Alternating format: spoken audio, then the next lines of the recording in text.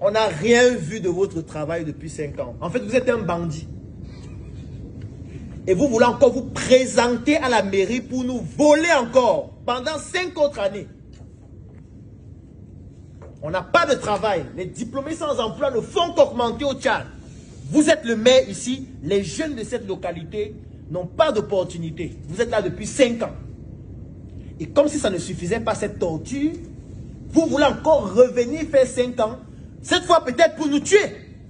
C'est bien ça, monsieur le maire. Et vous devez donc répondre à cette question. Il y a 2 techniques. La première chose, c'est la préparation. Je vous ai expliqué comment se préparer par rapport à ça. Parce que vous devez vous imaginer, si vous êtes maire, vous avez fait 5 ans, vous voulez encore vous présenter. L'une des questions évidentes qu'on va vous poser, c'est qu'est-ce que vous avez réalisé quand vous étiez maire? C'est évident. Ça fait partie des questions qui vont forcément venir. Le zoom avant signifie que vous allez faire quoi, par exemple? Je vais prendre un exemple avec ce produit. Première des choses, il faut toujours accepter les objections. Ça, c'est la base. Monsieur le journaliste, en souriant, vous avez totalement raison. 5 années pour changer une localité, c'est un challenge qui est très difficile. Vous devez savoir que nos États sont très jeunes.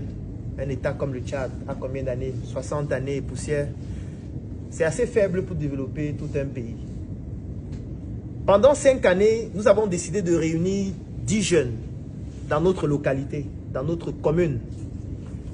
Et ces 10 jeunes, nous avons financé leur projet qu'ils ont convenu d'appeler Ndjoka. Pourquoi Ndjoka? Parce que c'est une expression qui signifie la joie, le bien-être. La joie que nous souhaitons avoir dans notre communauté, dans notre commune. Ils ont développé ce projet qui est là. Je vous ai apporté même d'ailleurs un paquet pour vous. Vous allez consommer avec vos enfants à la maison. Voici votre paquet. Et aujourd'hui, c'est un produit qui est distribué dans plusieurs pays. Qui est distribué dans plusieurs supermarchés ici en N'Djamena. C'est un produit qui génère un chiffre d'affaires assez important. Ces jeunes qui au départ étaient 10, aujourd'hui sont 60. Ils ont développé une unité de production dans la commune. Ils recrutent des jeunes. Ils payent des impôts. Ils contribuent de manière citoyenne au développement de notre pays. Je suis d'accord avec vous que ce n'est pas encore suffisant. Mais au moins, voilà des jeunes qui ont des résultats concrets sur lesquels nous pouvons nous appuyer pour montrer que pendant ces 5 années, nous avons eu une approche mesurée avec des ressources limitées dont nous disposons. J'ai voulu aller plus loin dans votre question parce que je l'ai trouvée tellement pertinente que j'ai décidé, avant de venir à cette émission, d'analyser toutes les autres communes de notre pays pour savoir comment les autres maires ont pu s'en sortir. Et quand j'ai analysé toutes les autres communes, en faisant un classement par ordre décroissant, je me suis rendu compte que nous sommes la 4e commune la plus performante qui a réussi à réunir des jeunes pour réduire le taux de chômage en créant une marque aussi exceptionnelle qui pourra être répliquée dans les autres communes. Me donner un 2e mandat me permettra de continuer ce projet, de continuer d'accompagner ces jeunes parce que j'ai préparé un plan qui cette fois ne va pas s'étendre sur 10 jeunes, mais plutôt sur 200 jeunes, comme je l'ai fait avec l'ONAPI dernièrement.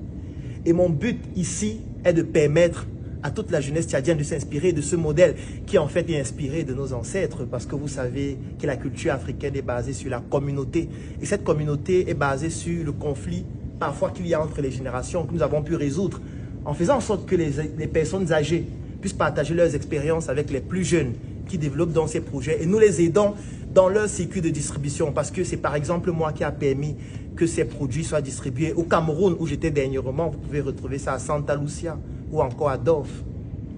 C'est pour ça que j'ai besoin d'un 2e mandat pour continuer ce travail extraordinaire que j'ai commencé, qui ne représente pas encore grand-chose, certes, mais qui dans les 5 prochaines années vont permettre à notre commune, mais surtout au Tchad et à l'Afrique, de pouvoir se développer grâce à des jeunes. Et je voudrais saluer ici Marcel qui participe à ce projet, Dylan Rutherford, qui sont des jeunes qui ont décidé de se consacrer au développement de notre commune en travaillant, parce qu'on ne pleure pas.